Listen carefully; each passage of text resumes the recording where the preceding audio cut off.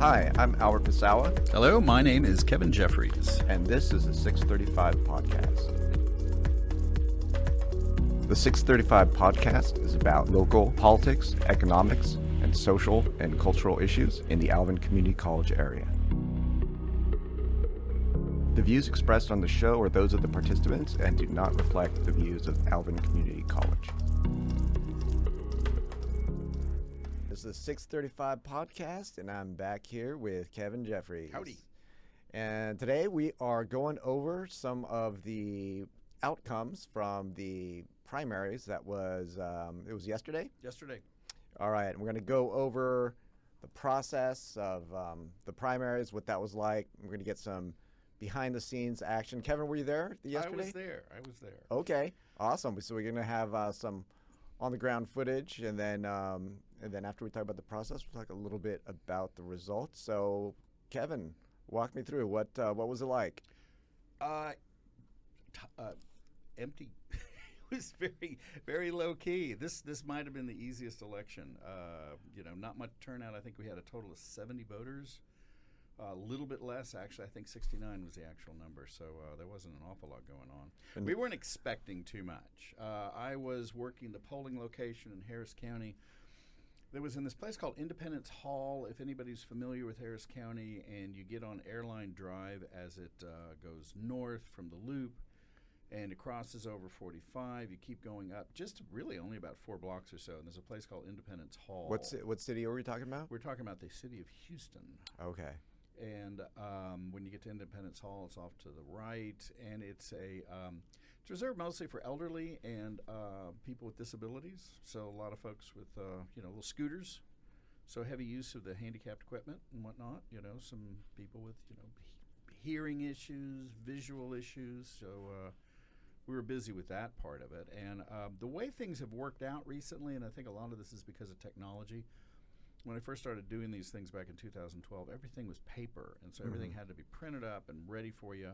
If you were registered to vote, your name appeared on the voter rolls that was in a binder that you had to put together, that you scrolled through, and people would, you'd see your name, you'd sign right there so we know you voted. There would be one for, the Republican side, the Democratic side. Sometimes these would be in different places, but since everything is online, and you can access the proper ballots online, and that includes, you want to vote with the Democrats, you can, just press a button. I'm going to vote with the Democratic primary. No, I'm going to vote with the Republican primary. So you press that button, and then you get the appropriate races that pop up, and you use this duo machine that we might be walking a little bit through. And then, but for check-in, you're still meeting up with some type of official? Yes. Well, here's how it would go. So, anybody who voted, and remember, this is what we're setting up. I had to get all the equipment and whatnot. We can walk through a little bit of this, how it looked. I was starting to get tired. I was going to take more photographs, but after a while, I'm like, nah, I'll wait till next time. This is just the primary. But, you walk in, and, you greet the greeter, and there's a table, 2 different people we had. With these machines, in front of these machines, these controllers, that are affixed to the ballot machines that are kind of behind you. One of the things you have to do the night before is you kind of hook them all up, daisy chain them in terms of both power and also in terms of data. So, you give the ID. If you flip on the back side of your driver's license, there's like a little barcode and stuff. Yeah. It reads the barcode, so the information pops up. And, you say, okay, it's this you. Do you still live at this place? If somebody still doesn't, well, they have to do is change of address form. Generally, people are like, yeah, that's me. And then you flip it over and you say, okay, what are you voting for? So you say Republican, Democrat. That disappears, and you sign the name, and then you accept the signature. And then what will pop up afterwards is another barcode that you read that will set things up so that the person, when they pull up, there's an access code also, that will make sure that you get the proper ballot, because Harris County has 150 different districts. I'm sorry. Of the 150 House districts, 25, state House districts, 25 are in Harris County. and they can be pretty small in terms of area because there's so many people there. You know, they roughly have about 175,000 or so each, and you have to get the right one. This is one of the things the county has to set up. You get the right people. You get to vote for certain folks. You don't get to vote for other folks. Again, if you decide you're voting the Republican primary, you get all the Republicans. You get Trump. You get all the rest of them. Democrats, you get Biden, the rest of them, and all the other sorts of things also. So you go in there, you pull that up, and and the way it works, in the last 2 or 3 years, because there was a concern about some folks saying, well, there's no paper trail, so now we make a paper trail. The machine that we're using right now, it used to be a thing called eSlate, and all you were doing was voting electronically. But now you've got actually a touch screen that accumulates your votes 2 different ways that, again, are supposed to sync up at the end of the night. We don't do that sort of thing. That goes off to the county. But you get a slip of paper, you kind of put it in, and it pulls it in a little bit. The machine does. Then you do your votes, one at a time, all the things coming up. It's kind of like Blackboard, taking a quiz on Blackboard, I suppose. And then you're done, and it says, okay, are you done? And you say, yes, I'm done. And so it will pull the paper through, and it will print out all of your choices, and it gives you an opportunity to review, too. So then you take that paper, you take it to a separate, a scanner. So another box that looks kind of the same, but this time it counts the choices that you made in this other machine. So you've got, and it deposits the ballot in this box. Everything's sealed, So I mean, it's not like it's tamper resistance, but if somebody tampers with it, you can tell. So yeah, you got electronic numbers, you got paper numbers, and that's what you put up at the end of the day and take off to the county, and then they count things up and figure out who won. And so the first machine is essentially like a printer. Does it store anything? The first machine on? You would have to get somebody, the tech people that can tell you specifically what they do. There would actually be 3 different machines. And I think actually, if you want to look at some of the photographs that I've got. Sure. Because Saturday I had to go, and again, I'm in Harris County. So if you're familiar with Harris County, there is Hempstead Highway that was eventually taken over by 290. Hempstead Highway is an old place. There's a place called, Neon Boots, that was used to be a place where Willie Nelson played, like back in the 40s and 50s. There was a story that he was living in Pasadena, playing there at night, and he would compose songs in his head. And so there's a story that's where he got like Walking After Midnight and stuff like that. Anyway, I thought that was a cool story. So if you go in there, and if you're looking at the first photograph. All right, let me go into that first photograph. Ooh, okay. So we got. Let's go scroll down a little bit. Let me walk through. Let's say the bottom. This looks like the presidential football or something like that with nuclear. Except nuclear launch. It's more dangerous. I've got a picture of what it looks like on the outside, and that's just this big warehouse where you got all the stuff that Harris County needs. You can see like county archives, county clerk. Tax office, distribution center, whatnot. If you scroll, let's say, all the way to the bottom, so you walk in, and again, it's primary. So you're picking up things from the Republicans and the Democrats. So if you can see a little sign right there, it says vote Republican, so you can let the Republicans know this is where you go. And the guy in the blue, that's the Democratic table, and so you get paraphernalia from them. All right, now scroll up a little bit. If you can see inside that Indiana Jones looking thing, they have that final scene with the warehouse. Oh, with all the okay, stuff in it. all right. Let me. Okay, so we got this giant warehouse. Ooh, yeah. You know what those are right there? Is that? Is that? What are those is it? Stacks? Those are stacks. Those are boxes. Boxes. What's in those boxes? Well, let me tell you what's in those boxes. The Ark of the Covenant is yes. somewhere in there. Actually, somewhere in there is a golden ticket. And then you become president.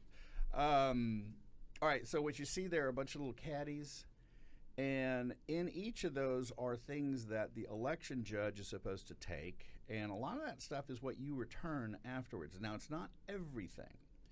In fact, the bulk of it, the county takes over there, but what you have there are the controllers. That controller is the first. There's 3 different types of electronic things that you deal with. The first is the controller I was explaining. That is hooked up to the little machine. It's basically a little pad, a little tablet, and that would be in there too. that's where people sign. That's what scans your driver's license. The name pops up, and we say, okay, yeah, that's you. And again, part of the reason you want to make sure that you got the address right is because that is the stuff you get to vote for. You don't get to vote for things that are not in your particular district or whatever. Mm-hmm. That's what a precinct's for, really. You live in a particular precinct, then this is what you vote for. This is what you don't vote for. Somebody in the other precinct votes for that particular thing. Anyway, so there's the stuff, and you scroll all the way up to the top. You can kind of see it kind of laid out. All right, so that's in front of me. You see those two little white suitcase-looking things? Okay, there's the nuclear. Yes. Nuclear codes. And all these people walking around with these nuclear codes everywhere. So these are the machines? Those are the controllers. All right, so there's again 3 different types of machines. The controller, which is hooked up to it basically assigns the ballots to individuals. Figures out, okay, you're okay to vote. We had a situation too, and again, there's a lot of old folks around there. So this one guy, some folks who just, they vote occasionally, and so they're not really aware of things. And actually, this would be an interesting thing. So how the county catches certain stuff. This guy did not realize he voted early voting, okay, and he's elderly, he's in his 80s, I don't know. And he saw, there's another election happening. You know how we have them all the time. Mm-hmm. He didn't realize, because he comes in and says, okay, I want to vote, and here's your thing, and it flagged it. It says, you already voted. You can't vote again. You can't vote twice. Huh. And he wasn't aware that the early voting was the same thing as what happened on Tuesday. Yeah, exactly. Again, that's probably an interesting thing to bring up too, because there's that little fail-safe thing. I mean, I tested it on myself. I had voted already, and I said, okay, what happens if I put my driver's license here? It comes up and says you can't vote again. So that's the controller. That's the controller. Yes, that's the controller. Now, what the controller will do, and what are the other things that you're looking right here? You see the Vote Republican sign and the manual that's there, that little cup with the thing around it. That's what the Democrats were handing out. That gray thing right there is what you would put in the ballots, the ballot box. And that's part of a new thing. You would put that in there, open it up. There's some, steel things that pop out, so it stands up. And so when people put, as we'll see in a second, these things, the paper in the scanner, and it's read by the scanner, well, it's dumped into that little gray thing that will, again, stand up on its own. And you got, if you see, what does this say? Heavy duty right there on that one white box right there. Oh. You've got all these different things, contingencies, because, when people vote, it's one thing people don't realize when it takes a while to actually figure out, finalize the vote. You know this. I mean, you go someplace, right? And driver's license place or whatever, you forgot something. Right? Mm-hmm. There's this, there's that, there's the other thing. There's always some, 0.1% of the problems, somebody screws something up.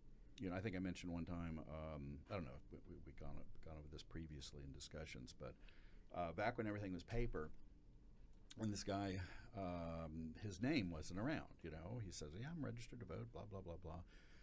And I had to call people in the county. The hotline, there's a lot of people ready, to answer things quickly because problems happen. In this case, the guy was curious why he's not on the voter roll, and I call, and we're waiting for the guy to answer on the other side, and I just casually ask him some different questions, and one of them was like, when was the last time you voted? He says, I think it's been about 25 years. And I'm like, dude, probably you've been purged from the rolls.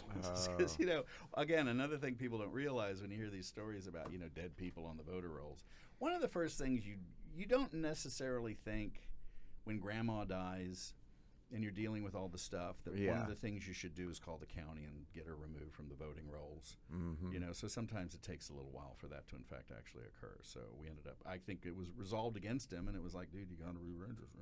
We don't know you're alive. So where you live. What if somebody shows up and he'd been purged from the rolls? I mean, can he not vote that day? Well, that is a decision. Actually, this is what we did then. There are opportunities, and this is the paperwork that you see. Again, that little white box that's underneath the gray collapsed little bags right there. Mm-hmm. This is among the paperwork that you'll see there. Now, fortunately, we didn't have to do this because it's kind of a pain in the butt. But you can vote provisionally. I see. You say, I think I should be able to. And it's like, well, maybe we can't make that decision right here. But what we can do is let you vote provisionally. So when people come, I'm sorry. It's okay. Are we okay? I'll take care of it. I'm good. Okay. Don't worry about it. Sorry. Do you look okay anyway? I just saw it. And I think so. I just touched your camera. It's all right. Where's it going? Okay. Yeah, you vote provisionally. So you go in, and again, when you get the ballot, before you say, okay, print the access code that goes into the other machine we're going to talk about, and the right ballot comes in, you say, okay, this is provisional. And it's like, okay. So what that means that, okay, this is your vote, but we don't know if it counts. So afterwards, you fill out all the information necessary, and you put it, this doesn't count, it goes into an envelope, and what you have to do, because that then is sent to the county, and that person has 6 days to go in and try to reconcile what's going on, so it's up to them to determine whether their vote, there's a little board that you have a hearing in front of that'll determine whether or not you actually get to vote. So it's not our choice. I mean, you can, but that decision isn't made by us, it's made by the county. So in theory, an election could be decided by provisional votes. I mean, it could. I mean, every once in a while, I haven't seen this, but I would imagine in the next few days, people are going to look through all the different elections. Somebody won by one vote. Some drainage district somewhere where it was 50 people. 50 people voted, and it was or tied 25-25. I'm sure there's a tie somewhere. The mayor of my town, Sean Skipworth, won his runoff. Well, actually, he was tied in the runoff, and then they flipped a coin. There you go. Yeah, sometimes that will happen, or a duel. They ought to do that. Bring back duels for breaking ties. Anyway, you want to go to the photograph up on top? Let's see. Well, first, let me switch to. I'm showing. I've got this picture of it says Democratic Party guy sitting at a table. Yeah, the one on the bottom. Yeah. What? And then earlier I saw a sign, a Republican sign. So what role are partisans in this whole? They run it. That's what these are. These are elections run by the respective parties. This is the. Okay. That's what it means to say that this was the primary It's the election. primary, so the party itself Runs is administering. Well, actually, they're not counting the votes. Now, let me back up a little bit. It's a partisan election, and it's part of the election code. So parties are written into it, and there's a requirement because this is what parties do. They provide for the state candidates for different positions, and if you are a major party. And the Democrats and Republicans in Texas are major parties. That's defined as saying that one of your candidates for statewide office got at least 20% of the vote in the previous election. So I don't know what the number was. Let's say that was for math's sake. 5 million people voted in the 2022 election, and Democrats and Republicans, their candidate for governor, or one of them, got at least 1 million votes. So that means you are. The numbers are off, but let's say that's the case. So you're not just automatically on the ballot, but what you have to do, because you're a large party, you have to select your candidates for all offices in primaries that are held all over the state. Mm-hmm. Again, 254 counties, a bunch of different precincts, polling locations. Houston had about 600 or so. I think we had about 60 or so in Brazoria County. If you're a minor party, and that's, in the last few decades, that's pretty much just been the Green Party and the Libertarian Party, and your candidates for statewide office get less than 20%. In their case, they get, pretty far less, 2 or 3%. If you have over 5%, you qualified for the ballot, but to automatically be on the next ballot. But you have to select your candidates in a convention. Now, all parties are going to have conventions, and we should meet, later on. Maybe when we come back in after spring break, we can talk a little bit about the convention process, because that's where things are going now. But let me not distract myself there. But and all parties are going to have conventions in the summer, but the Democrats and Republicans are going to have that in a way that you reconcile or deal with whatever issues happen at the county level. The precinct level, then the county level, then the state level. There are county conventions, state conventions, and then, precinct conventions, county conventions, state conventions, and then after that, obviously, for presidential purposes, you have national conventions. But when you have the state convention, all the libertarians and the Green Party have to deal with is that one convention where that's when they select their candidates for all the different offices. So the reason you have the Democrats and Republicans there is because that's what this is about. This is Democrats and Republicans figuring out who their candidates are going to be.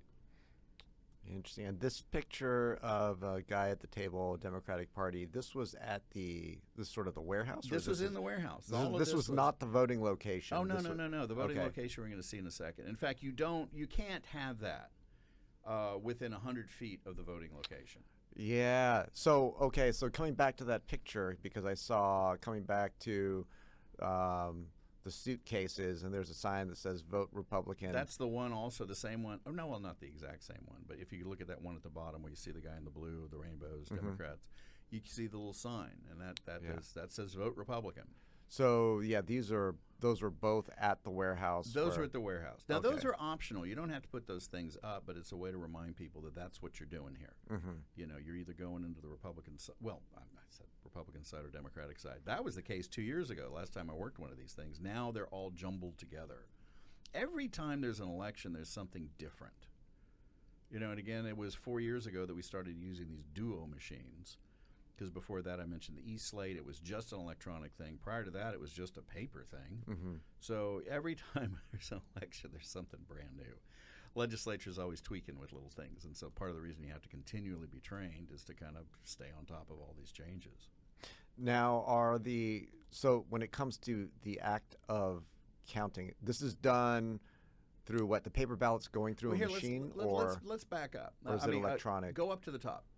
Go up to the top. Okay, so let's look at that one picture. I've got a few others, but this is as instructive as anything. All right. So the woman in gray she was the overall presiding election judge. Now, to be honest with you, this is what my role was. I used to be an election judge. It's a lot of work. Okay, so all I want to do right now is to be a clerk, and that's all I wanted to be. I wanted to be a clerk and nothing else, but. For whatever reason, maybe this is just a sign of the times, you have fewer people that are interested in working elections. And so the Republican Party did not nominate someone to be the Republican judge there. So they asked me if I would do that. So I was actually the Republican presiding judge there. But the woman you see, again in the gray, I've worked with her before, and she's kind of like a take-charge person. I kind of like that in situations like this, where you have one person making decisions and everyone else just kind of like implementing it. Because it can be stressful in a brief period, because you got to get everything up and running. Like when people talk about things not running, well, that's it could be because some electronic little glitch. I mean, for a while, one of the things we're looking at that row of ballots. I mean, it wasn't coming on, or at least it wasn't. It was. They have batteries, but also, you can wear down the batteries. That's why you plug into the wall, but it wasn't receiving that. I had to go through all of these, these cords to make sure what was going. Eventually, I realized one was just a little bit loose, and so that's all it was. So there's no technical staff on hand. There actually this time they had technical people rolling around like once an hour. There were two different people. I see. They would keep coming through, so they're getting more and more aware of the need to have the tech folks out there because it's more technological. Anyway, if you want one thing, I just realized I don't have a picture of where the scanner is, but most of the other stuff is the same. So these machines, you make your choices, and then it prints something out, and then you take that to the scanner. Can you increase the size of that image up on top, because it's actually the resolution's pretty good. Yeah, no, I can't really. What do you? Well, actually, I think if you press on it, it will load up outside of the that website. Oh yeah, no, I've already done that. Okay. Well, here, let me walk you through it, and let's go from the right through the left, because that's the process actually. Okay. Now we're still setting up.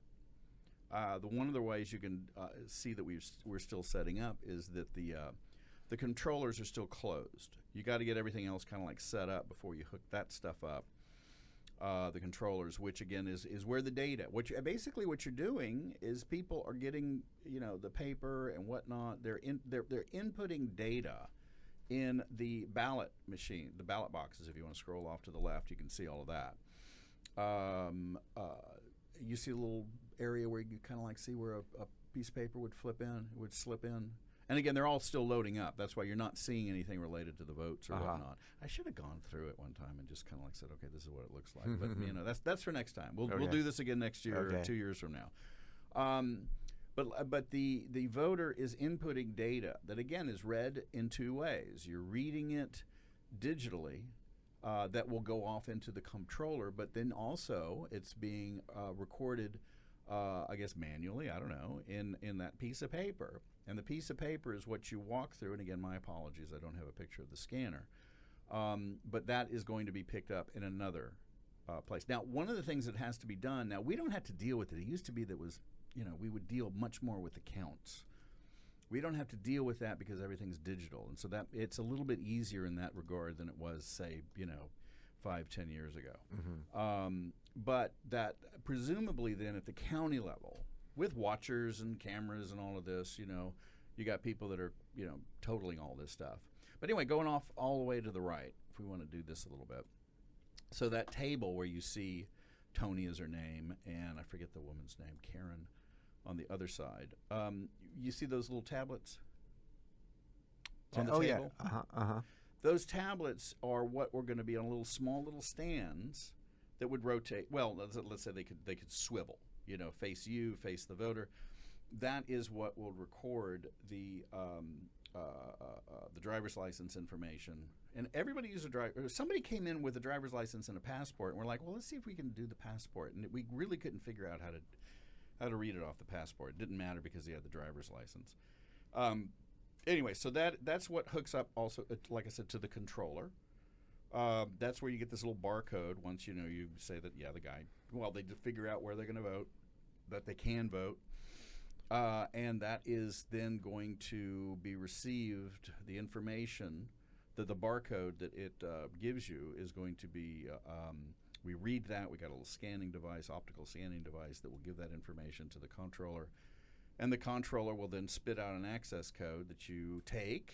And one of the first things you would see if you want to go off to the ballots, and again, notice they're all those that same little white suitcase. I see. The bombs, right? Look at all these bombs. These are what do you call it? Footballs that you've got there.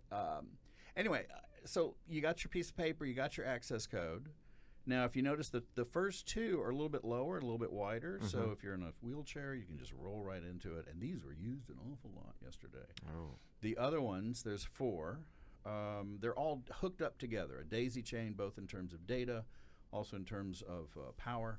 You got both of those things going on. You can also see some miscellaneous stuff on the little table in front. Some of the. I got another. We can do this later. Photograph of all the information you have to have available. If you see the little yellow thing, those are ballots that are made available because Harris County has a pretty diverse population.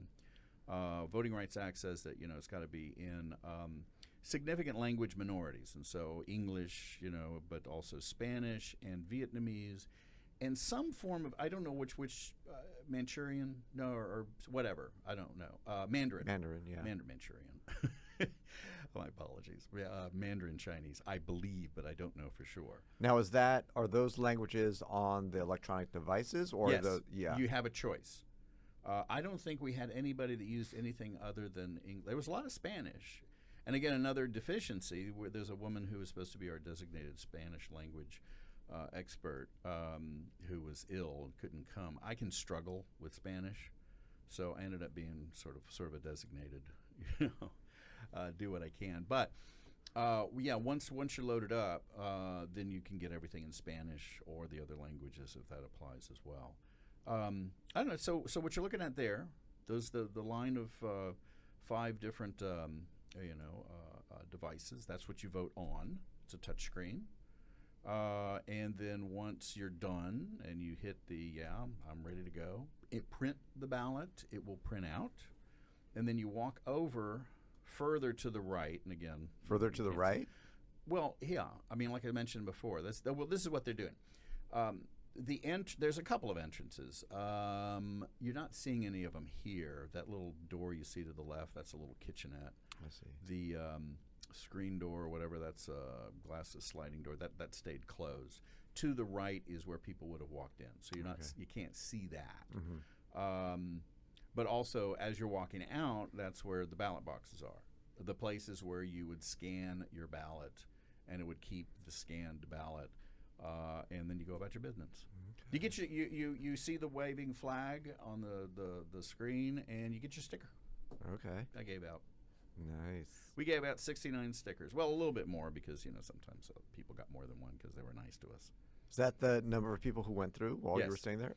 69 Wow. people. Over how long? 12 hours. 12 hours. Now, here's the thing, though. There's a lot of folks who are qualified to be absentee. There are also individuals who, most people actually go through early voting. You got 2 weeks to vote early, so that's when most people do it. It's one of the reasons why you don't have as many people lining up to go through. Was this location, how long has this location been open for? I don't know. This is the second time I've worked there. But I don't know how long, and I can see how it's kind of appealing too, because it's because of the clientele, the people that are there, they already set up for ADA access. Harris County got dinged a lot by the folks who monitor, federal folks who come through ADA compliance. You know how we have to deal with that sort of thing here as well too.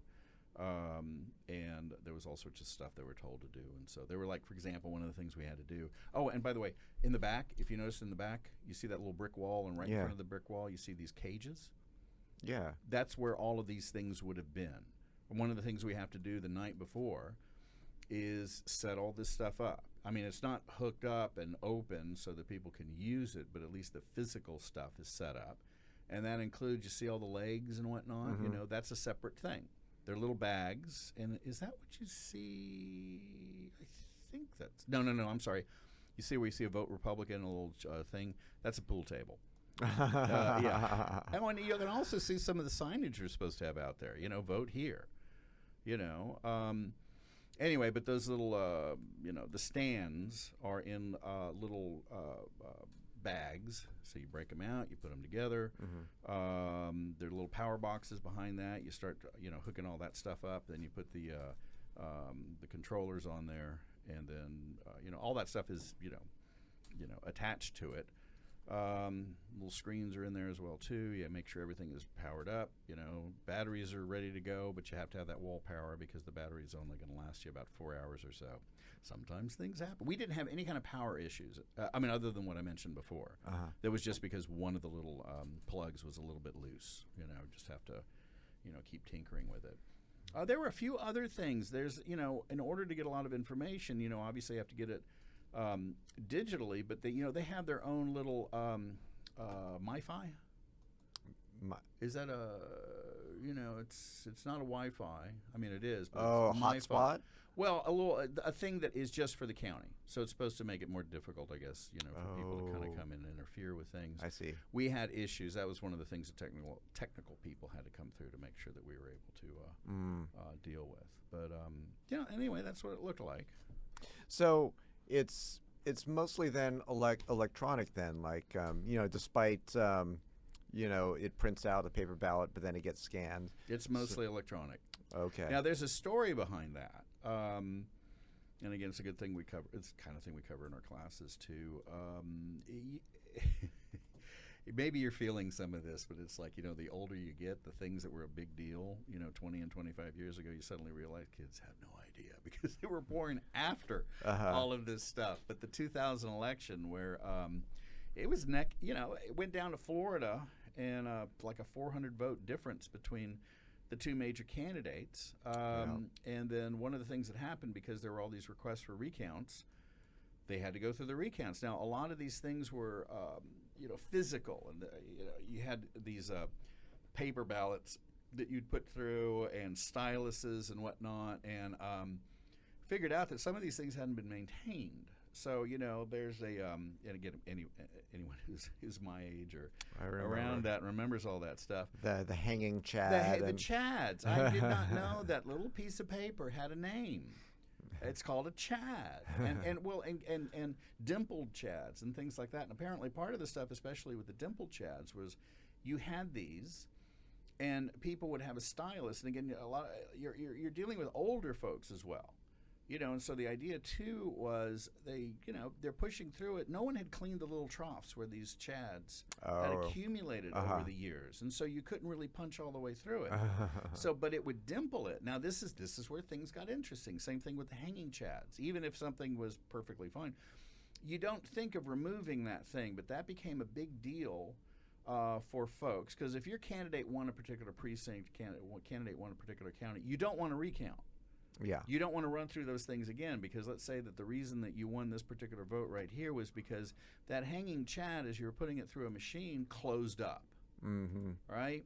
So you don't want anybody removing it because you want it to close up again. That's one of the reasons why, a couple of different scans will come up with different results because of those sorts of imperfections.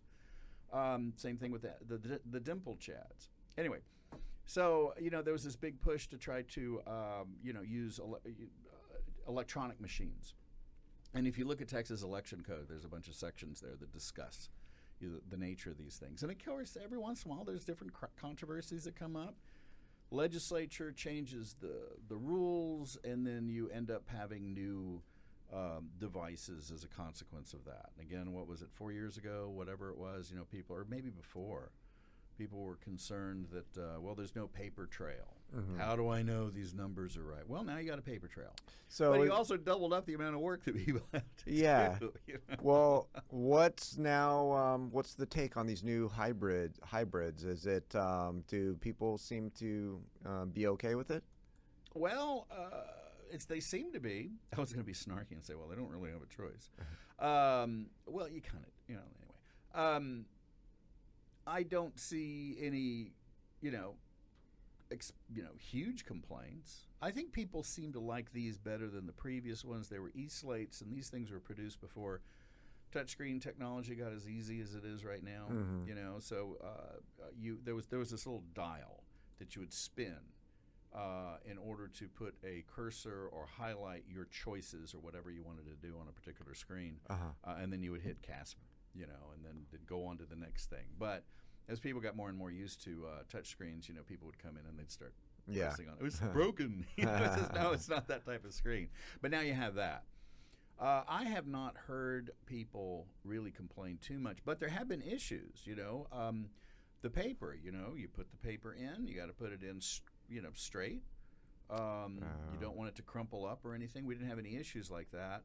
But every once in a while, you'll hear that. And what was it? 2 years ago or last year? 2 years ago. There were issues where some places ran out of paper. Oh. In fact, we got tons of paper. We had 2 big boxes of it. I think we had 2,000 ballots, and obviously only used a small amount of them. But with every new technological device or generation, you're going to have certain things are going to be solved, but other problems are going to come up. That's probably the nature of the beast. So were there any issues aside from setting it up and trying to dealing with the power wire or anything? Any mishaps or any other problems that came up? No. Again, there was that one issue. Guy forgot that he had voted before. But again, notice how that was caught, right? And that's why I put mine in there too. I says, well, is it going to flag? Yes, it does. With cops are on the way, right? And I'm trying to think of other things. Again, the MiFi, I think that's what they called it. It was a little difficult to kind of connect initially. Now, we get there at 5 o'clock in the morning. You have to have everything ready to go by 7, and no one's there. It was another 30 minutes before anybody shows up. Yeah. That, and I think when we're shutting down, there are a couple of things that happen, glitches, like you always have. Like Blackboard or whatnot, or something not loading up. There's always that kind of the aggravating stuff. Nothing huge necessarily. Yeah. And so we have a presidential election coming up. Yep. Have you ever worked a presidential election? My first one was 2012, so that was the presidential election. I see. It was funny because it was at the, and again, I live in Harris County, so that's where everything is, and it was at the San Jac main campus, San Jacinto Community College. And there would people come in. And this is one of the examples I'll use too, where part of what the county has to do is to make sure that you get the right ballot. It's called a ballot style. If you and your neighbor on in different house districts, well, you vote for different people. Yeah. So you have to make sure that you get the right stuff there. But there were people that came in. This one dude was really ticked off because he was really upset. At Houston Community College had a big bond issue, and he wanted to vote against it. And he was really angry that it wasn't on his ballot. I'm saying, sir, you live in. Yeah, you don't get to vote for their things. They don't get to vote for your things. So, and some people don't want to accept that, but I'm like, I don't make the rules. All right, so that's the primary process, and you got a first-hand look at it. You've done this a bunch of times before. Yeah. Do you want to, as far as a business thing, spend a lot of time, good time, I think, talking about this? In terms of candidates, separate thing let's do a separate thing talking about results. Yeah, we haven't talked about any results. Well, I think it's good to know how this stuff is collected. Oh, absolutely. Let's understand that, and also, the repetition of it. We have local elections coming up May 4th. ACC is going to have 3 members of the boards of trustees. I don't think we're doing anything else. I know that Pearland Independent School District has a bond issue that's going to come up. I don't know about Alvin Independent School District, but that could be something we can discuss sometime in the future. Yeah, like these and runoffs. These smaller ones. Do all the same locations open up, or is there like a smaller number of locations that open up for these smaller ones? In my experience, it generally is the same, but it can change from time to time. Mm-hmm. So, yeah. The same machines and everything? Well, I would imagine. I'm sorry. As far as the types of machines, yes, until there's like a change in law, because again, the legislature might come in next year and say, now we need, I don't know, we need clocks on them or whatever. I don't know. All right. We need to have a little, beer dispenser. Then you'll have some new ones, But well, there you go. There's the mechanics of it. All right, Kevin. Thanks a lot, and I'll see you next time. We'll Terrific. cover more primaries, and then somewhere down the line we'll be doing the generals, and that'll be exciting. Absolutely. Take care. All right.